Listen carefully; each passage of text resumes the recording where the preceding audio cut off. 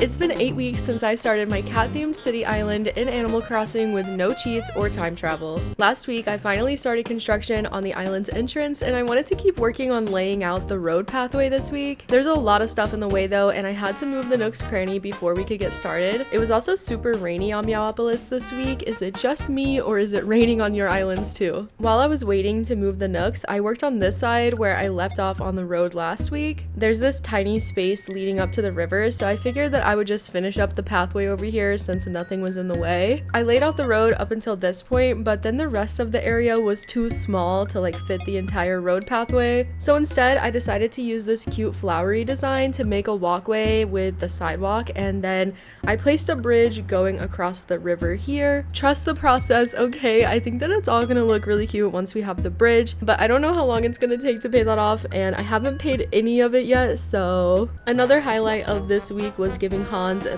pink maid dress. You're welcome. Once the shop was out of the way, I worked on finishing the other side of the road. I wanted to connect it up to the plaza, and since I knew my 5-wide road pathway wouldn't be centered with the plaza, I made another cool different walkway, but instead I used this design code this time, and it looks like little hearts. I think it turned out so good. I even placed a pergola and some lanterns to make it extra cute, and honestly, I'm pretty happy with how this is looking.